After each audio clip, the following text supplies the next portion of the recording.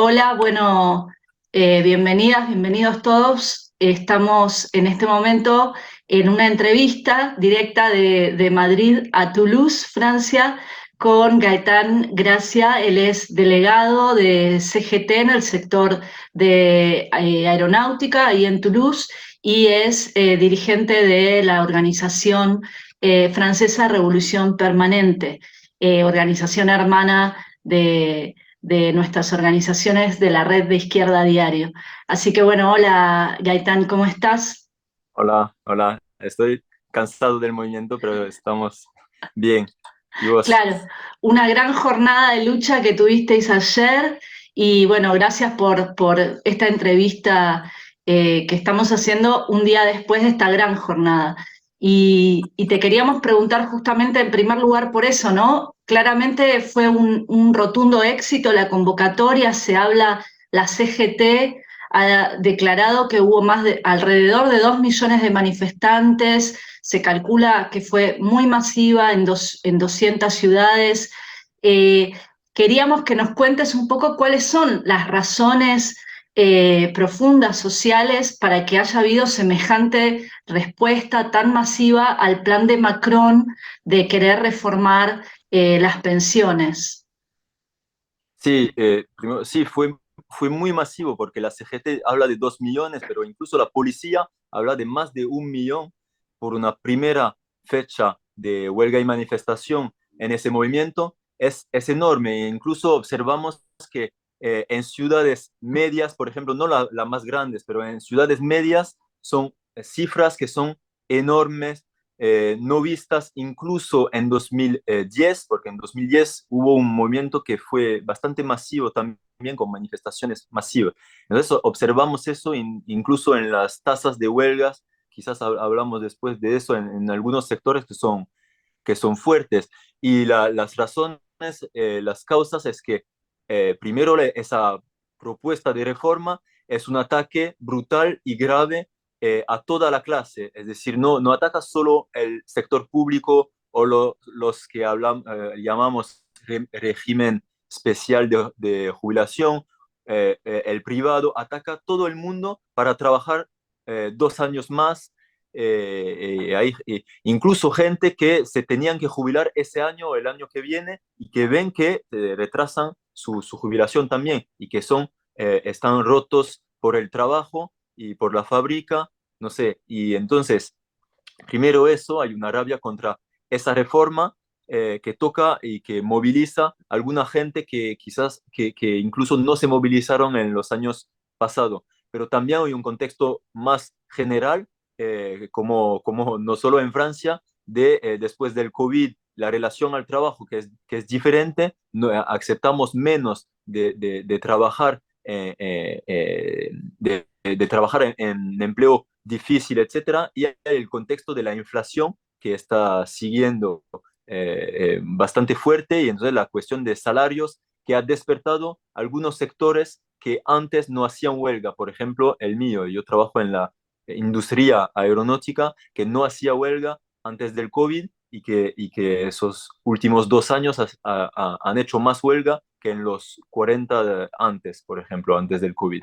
Entonces, de todo ese contexto, y creo que se ha expresado en esa masividad en la primera manifestación. Sí, y en este contexto entonces la pregunta que surge es ¿por qué Macron se lanzó a este plan, ¿no? Porque en un sentido muchos analistas ya decían que era esperable que si lanzaba un plan de este tipo hubiera respuesta y lucha de clases. Entonces, ¿por qué Macron busca esta reforma en este momento? Sí, sí, mucha gente se pregunta eso porque se parece un poco, se podría parecer un poco loco, pero hay objetivos políticos y económicos. A mí me parece que quizás los objetivos políticos son incluso más fuertes. No sé si hay una urgencia de hacerla económicamente, pero políticamente, él para aliarse con sectores y el electorado de derecha, e incluso porque ha hecho campaña sobre eso, que iba a hacer a reformar reformas estructurales, sobre todo la reforma de la jubilación, y también es político y económico también porque es un mensaje a los mercados también para decir que en Francia hacemos las reformas que tenemos retraso en comparación con países de Europa, por ejemplo. Es el discurso que tienen, que en tal país se van a la jubilación a 64, a 65 y nosotros a 62, y que eso, y también hay todo un discurso sobre el gasto público, que hay que reducirlo mucho, y entonces eso es un mensaje a la patronal porque el objetivo es de reducir el gasto público, que es la jubilación representa 14% del PBI, no sé cómo se dice en Sí, castellano. sí. Y entonces quieren atacar eso para seguir haciendo regalo a la patronal, como lo hacen mucho, sobre todo los últimos años, con ayudas públicas de todo tipo. Entonces hay esos dos objetivos, pero creo que el objetivo político de no aparecer y como se dice, como que no se puede mover por causa de lucha de clase, porque esos últimos años hubo bastante, y sobre todo hubo los chalecos amarillos también, y entonces tiene que mostrar que avanza y reforma, me parece. Claro, una demostración de fuerzas porque empieza un gobierno con sin mayoría en la Asamblea Nacional, ¿no? Y con mucha polarización política. Sí, sí, sí, y por eso, no, no sé si lo has visto, pero eh, y ha buscado con esa reforma a una alianza con el partido Les Républicains, que es un partido de centro derecha o bastante de derecha, eh, y entonces la reforma lo quiere hacer pasar así, es decir, con los votos de ese partido, porque es minoritario en el Parlamento, sí.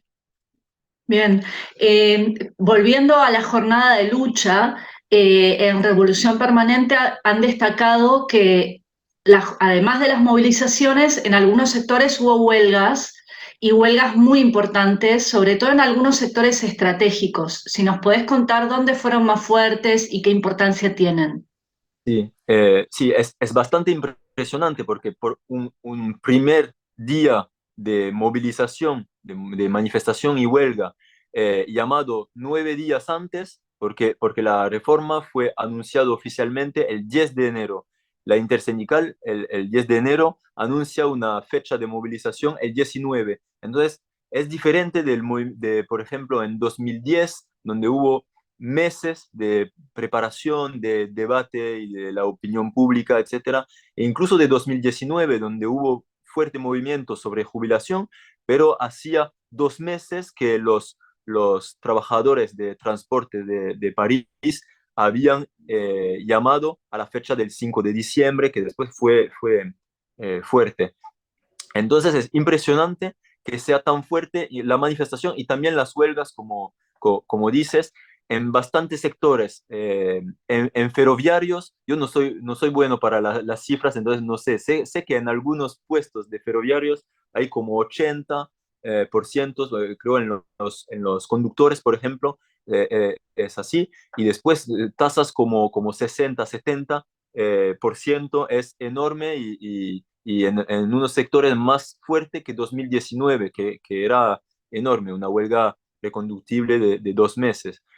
Pero también hay otros sectores, por ejemplo, en las refinerías, que acaban de movilizarse por cuestión de salarios hace 3 o 4 meses, que fue enorme, una huelga incluso con importancia política en el país. Entonces, ellos también se movilizaron bastante, y otros sectores, por ejemplo, la energía, la electricidad y el gas, que habíamos visto menos los últimos años como a la cabeza de los movimientos, pero ellos también tuvieron bastante huelguistas, y esos sectores también es interesante porque están hablando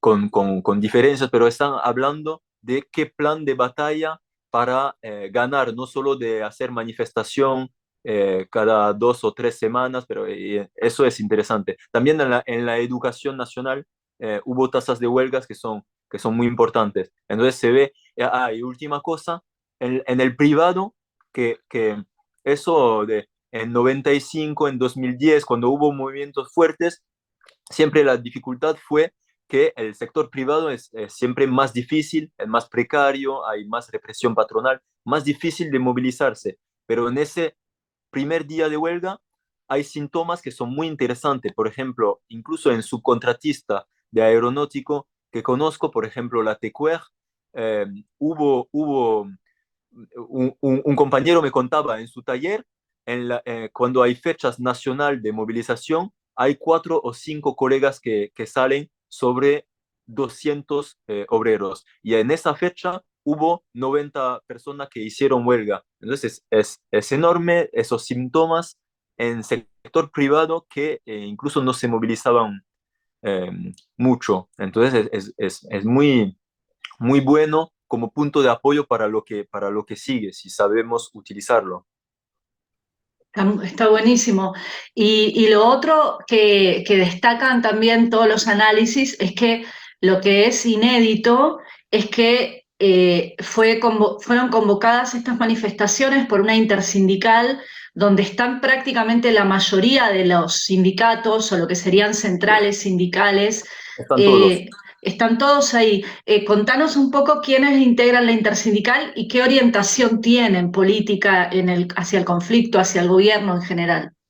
Sí, están todos, es decir, están los 8 sindicatos representativos, como dicen, en Francia, a nivel nacional. Y eso es inédito desde 2010, porque en 2010 había esa unidad sindical también. eh, Y sí, pues, sí, es inédito desde 2010 y también puede sorprender, sobre todo porque hay la CFDT, que es el sindicato, digamos, más pro gobierno, más a la derecha de ese Frente Único. No sé si sería como la UGT en el Estado español o no, pero es bien de derecha. Por ejemplo, hicieron una campaña anti-huelga contra de la huelga de los refinería de octubre que hablaba antes. Y apoyaron muchas reformas. De Macron nunca se movilizaron bajo Macron, es decir, hace 5 o 6 años. Y entonces sí, es inédito por eso. Después, la política que proponen hasta ahora, y lo más probable es que va a seguir así, es de proponer grandes fechas aisladas, separadas de 2 o 3 semanas, que llaman de tiempos fuertes, dicen, y han llamado al 19. Después, la noche del 19, llaman al 31 y se reúnen la noche del 31 y seguramente que van a decir que llaman al 12 de febrero, no sé qué fecha. Entonces, la fuerza de ese movimiento es que es masivo y la unidad sindical permite eso, ayuda a eso, está bien, pero hay que, lo que hacemos, intentamos influir nosotros, es de ver cómo tener un plan de batalla que no sea impuesto por las grandes confederaciones sindicales, que es de hacer cada 2 o 3 semanas. Sobre todo, no, además, porque el gobierno tiene una estrategia de ir muy rápido a hacer votar la reforma con un artículo que permite eso, de hacer más cortos los debates en el Parlamento para hacer votarlo rápidamente. Entonces el tiempo está con el gobierno y nosotros no podemos hacer manifestaciones incluso masivas porque en 2010 hubo eso, hubo creo que 12 manifestaciones nacionales que fueron muy masivas, pero al final perdimos y sobre la cuestión de la jubilación, de pasar de 60 a 62, fue ese año. Claro, esto en otros países tal vez no se entiende porque, por ejemplo, en el Estado español, los sindicatos, las centrales sindicales no hacen una huelga hace 10 años. Entonces, cuando hay una, parece que ya es lo máximo. Pero en Francia hay mucho esta tradición de hacer luchas, pero desgastar, ¿no? Hacer luchas aisladas para que el movimiento no logre ir más allá. Ahora volvemos sobre este punto, pero antes te quería preguntar un poco, para relacionarlo con el contexto político, en las últimas elecciones vimos que apareció, digamos, muy fuerte por lo menos mediáticamente, la figura de Mélenchon desde la oposición, de la NUP, esta alianza con otros partidos de la izquierda, de la centroizquierda, en realidad. Si nos podés contar un poco qué ubicación política tiene esta coalición o el propio Mélenchon. Sí, sí, después de las últimas elecciones hicieron esa alianza para la selección al Parlamento, las legislativas, con el Partido Socialista, con el Partido Comunista y con los ecologistas. Y lo intentan mantener lo más que pueden en una actividad, intentan existir entre dos elecciones, porque lo que hizo Mélenchon de construir una fuerza, una máquina electoral, sobre todo para la elección presidencial, y entonces tiene que existir entre dos elecciones. Por ejemplo, entre 2017 y 2022, cuando había lucha de clase, la primera oposición a Macron era Philippe Martinez, el secretariado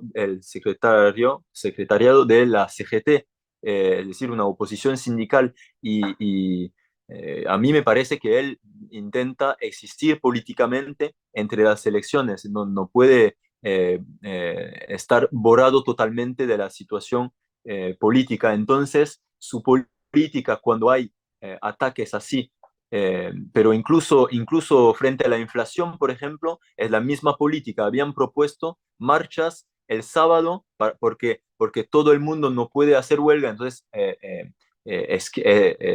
evitan la cuestión de la huelga y proponen marcha el sábado, que es una marcha totalmente a favor de la France Insoumise y de la NUPES, esa alianza políticamente donde todos hablan, marchan un sábado y después vemos ahora que hay un movimiento que es dirigido por las direcciones sindicales. Ellos eh, llaman a una marcha el sábado, es decir, mañana, el 21, llaman una marcha también, pero no,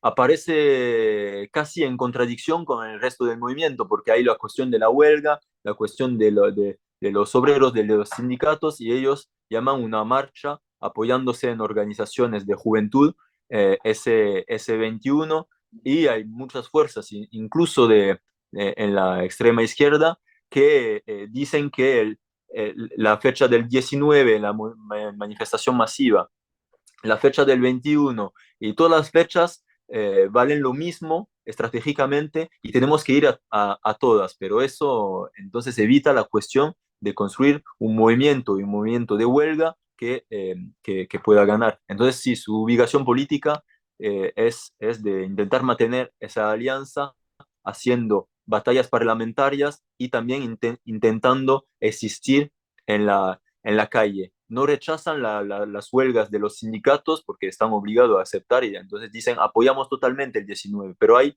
el 21 también. No sé, para mí es difícil, además que viene de crisis internas que son muy grandes y es difícil mantenerse por cuestiones de violencias sexuales de sus miembros y de falta de democracia interna. Hay una crisis bastante fuerte en la Francia Insoumise ahora.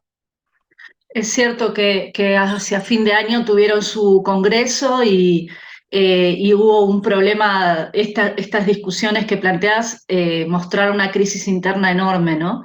Y ahora lo que me hace pensar esto que decías de la manifestación que hay el día 21, donde participan sectores de la juventud, digamos, afines a Mélenchon, es justamente qué papel tiene la juventud, si ha emergido el movimiento estudiantil, porque justamente lo interesante sería si pudiera confluir el movimiento estudiantil con las luchas de la clase trabajadora, ¿no? Pero ¿cuál es la situación? Es más contradictoria.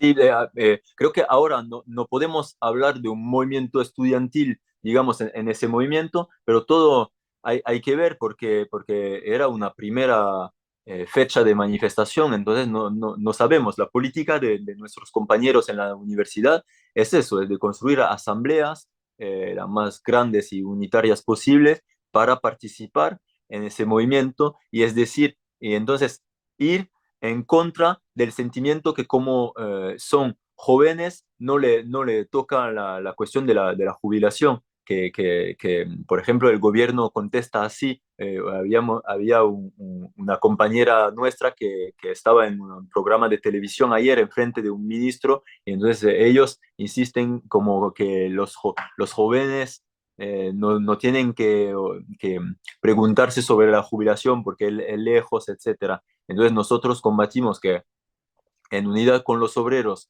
los estudiantes tienen que movilizarse y apoyar totalmente, y que es una cuestión que les toca porque van a trabajar después, y que permite también plantear otras preguntas que toca a la juventud, como la precariedad, que tienen todos que trabajar para pagar sus estudios ahora, e incluso las cuestiones, por ejemplo, de la ecología, que es muy importante, y no sé, el gobierno habla de salvar el sistema de jubilación haciendo esa reforma, pero los jóvenes contestan que no proyectan dentro de 40 años van a salvar ese sistema de jubilación, pero no van a salvar el planeta, y no dicen nada sobre eso. Entonces es una gran contradicción también. No sé si se van a movilizar masivamente los jóvenes, espero que sí, pero es la política que intentamos hacer en las universidades, al menos. Sí, estuvimos mirando ahí un poco los videos de las movilizaciones y se veía a las compañeras y compañeros de la agrupación El Puño en Alto, Sí, que impulsan desde Revolución Permanente en muchas universidades de Francia y también en institutos secundarios. Está muy bueno. Volviendo un poco a la dinámica de la huelga y de la intervención de la clase trabajadora, vienen planteando en Revolución Permanente esto de que han intervenido sectores estratégicos, ¿no? Muy fuertes de la clase obrera, pero la clave pasa por unir a esos sectores con los precarios, ¿no? Y con el conjunto de la población trabajadora. ¿Qué están planteando en este sentido? sí. Sí, sí, es una pregunta, es una cuestión estratégica del movimiento, si queremos ganar, de unificar el público y el privado, o, para decirlo más claramente, los sectores fuertes, porque, por ejemplo, refinería es privado, pero son un sector que sigue fuerte, con sectores que son más débiles del punto de vista de la lucha de clase, pero que se empiezan a despertar después del COVID y de la inflación. Entonces, para hacer eso, creo que primero hay la cuestión del plan de batalla, es decir, si el plan de batalla parece que es, que es débil, que es manifestación cada 2 o 3 semanas y que va a perder, no. Es más difícil pequeñas empresas del privado de movilizarse, de hacer huelga, es decir, de tomar riesgos, y la cuestión del salario y todo eso. Entonces, hay esa cuestión que nosotros batallamos. Por ejemplo, nuestros camaradas de la refinería en la CGT han batallado para plantear en el paisaje un plan de batalla que decía: el 19 hacemos un día de huelga, el 26-27 hacemos 48 horas de huelga, y el 6 de febrero hacemos 3 días de huelga, y planteamos la cuestión de la reconducción de la huelga, porque es como una huelga reconductible y es difícil, generalizada.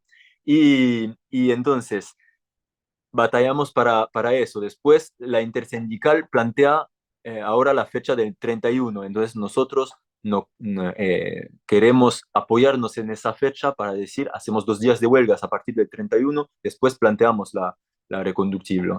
La reconductible. Esa es la política que hacemos con, pues, los camaradas en las refinerías, en los camaradas ferroviarios, también la educación nacional, donde son sectores que son fuertes. Después hay otras preguntas para ligar esos sectores con el privado, pequeñas empresas, por ejemplo. Programáticamente la cuestión de los salarios sigue muy importante, entonces hay que unificar demandas sobre la reforma, en contra de la reforma, pero también conquistando algo, es decir, la edad de jubilación a 60 años, por ejemplo, o 55 para los empleos que son difíciles, es lo que agitamos ahora, pero también ligándolo a la cuestión de la aumentación de salarios y la indexación de los salarios sobre la inflación, para que sigan el costo de la vida.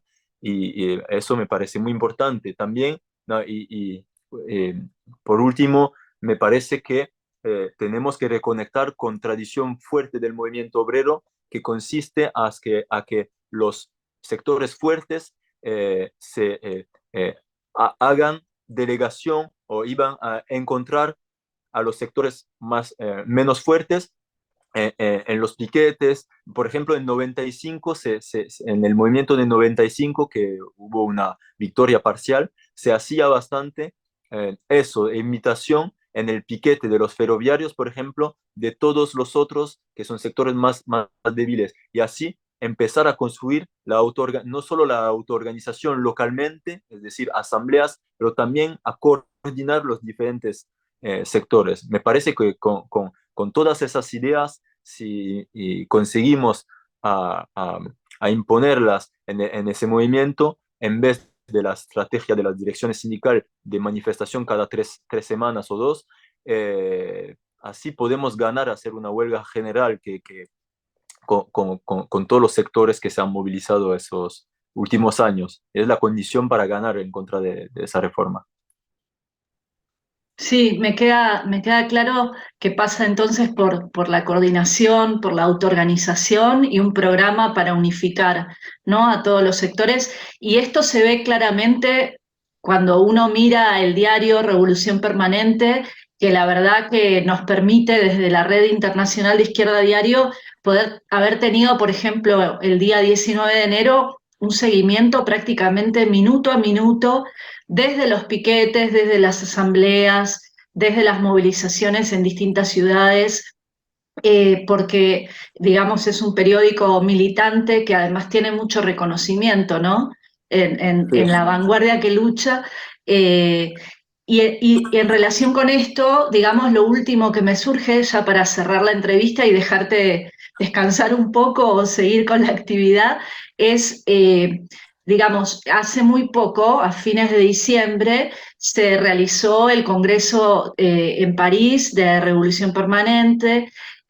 Bueno, tuve el gusto de poder estar ahí, viajamos distintos compañeras y compañeros de distintos países como parte de una delegación internacional de la fracción trotskista y fue un orgullo, la verdad, poder participar y compartir y ver, por ejemplo, la intervención que tienen, bueno, toda una camada de jóvenes dirigentes trabajadores, ¿no? Como Anas Kassib, como Lord Bartlett, Laura, como Loli para los amigos, como compañeros Adrián. sí, de Grand Puit, y bueno, y tú mismo, ¿no? En la aeronáutica y muchas otras compañeras y compañeros. Así que esto aprovecho para felicitarte directo por el Congreso, pero además te quería preguntar, bueno, ¿qué perspectivas se plantean desde Revolución Permanente ligado a este movimiento y más allá de este movimiento de lucha, ¿no? Sí, sí, hicimos ese congreso de fundación de una nueva organización trotskista en Francia, partiendo del balance de la izquierda, de la extrema izquierda en Francia en los últimos años, es decir, en el periodo de lucha de clase desde 2016, que como lo decías, quizás es difícil entender en otros países donde hay menos lucha de clase esos últimos años, pero hubo enormemente de luchas a nivel nacional de todos tipos desde 2016. Y en ese contexto, que organizaciones que se reivindican de la revolución, de la clase obrera, como es el caso en Francia, seguían existiendo Lutte Ouvrière y el NPA, que son dos organizaciones trotskistas con tradición desde los años 60, y entonces nuestro balance es que no jugaron un rol importante eh, que se pueda destacar de esos movimientos. Y nosotros formábamos parte del NPA, que se había construido con el principio de partido amplio, es decir, bajando la clarificación estratégica la diferencia entre reforma y revolución, acercándose cada vez más de Mélenchon y de la France Insoumise que hablábamos antes, incluso en la selección, detrás de su programa reformista, etcétera. Entonces, nosotros consideramos que frente a esa situación y en la última periodo de lucha de clase, todos los obreros has mencionado y hay otros más, Christian Porta, por ejemplo, en el sector privado, en la industria, que ha construido un sindicato muy fuerte, hay las compañeras que trabajan en la limpieza, Fernande Humu, y hay muchos más. Todos esos compañeros se acercaron a nosotros alrededor de las demostraciones que hicimos en la lucha de clase, incluso con a nuestro pequeño tamaño en estos últimos años, porque no somos una organización de tradición desde los años 60 como nosotros, pero nos parecía eso de intentar construir una herramienta que es que sirve para la lucha de clase, no solo para ser un manifestante más o acompañar los movimientos, sino para plantear una estrategia alternativa a la que se impone desde muchos años, que es la de las direcciones sindicales. Entonces, desarrollando un programa que va más allá de la lucha contra la reforma de Macron, por ejemplo, ahora también desarrollando la autoorganización, la coordinación entre diferentes sectores y bueno, para hacerlo rápido, más o menos la lógica es esa y entonces la perspectiva ahora justo que acabamos, la primera prueba, digamos, para esa nueva organización es la intervención en la lucha de clase ahora en el movimiento en contra de esa reforma. Nosotros como perspectivas claramente queremos desarrollar el movimiento y toda su potencialidad que hablamos antes, pero no solo para combatir la reforma o incluso el gobierno de Macron, pero para reforzarnos, para combatir el sistema capitalista de conjunto, que como lo vemos, cada uno ve que esos últimos años se ve más claramente que es un sistema que provoca crisis, guerras, e incluso revueltas y luchas de clase muy fuertes y que entonces todo eso no podemos desgastar o perder toda esa energía y la tenemos tenemos que transformar las revueltas que existen en revolución para acabar con ese sistema, porque si no, vamos a vivir con las crisis cada vez más fuertes, con las guerras que se desarrollan bueno, la perspectiva más de largo plazo es eso y para eso intentamos construir una organización y un partido revolucionario que sea muy presente en la clase obrera, en la juventud y que intenta unificar el movimiento obrero y los sectores oprimidos de esa sociedad.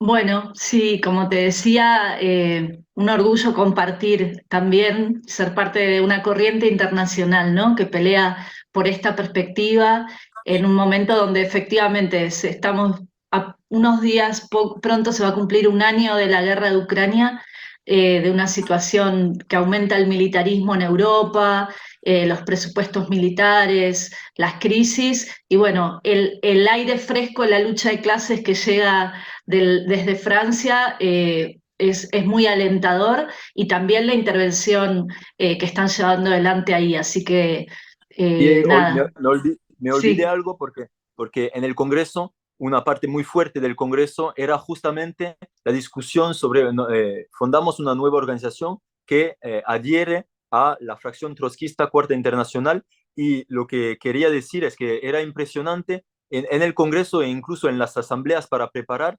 que hay todo mucho interés sobre la construcción internacional. Eso para nosotros es muy importante como revolucionarios porque no creemos que vamos a hacer un partido o la revolución en un solo país o el socialismo en un solo país como somos trotskistas. Entonces, es muy interesante que en la organización y todo lo que pasa en Francia, no hay solo entusiasmo sobre lo que pasa en Francia, sino de formar parte y por eso la delegación donde estabas vos, pero había otros camaradas también, era muy fuerte para reforzar ese aspecto del Congreso.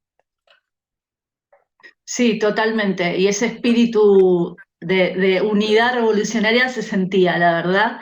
Y bueno, nada, vamos a seguir en estos días de cerca la situación ahí de la lucha de clases en Francia y te agradecemos de nuevo la oportunidad de compartir esto y nada, la seguimos en otra oportunidad. Vale, chao. Chau, chau.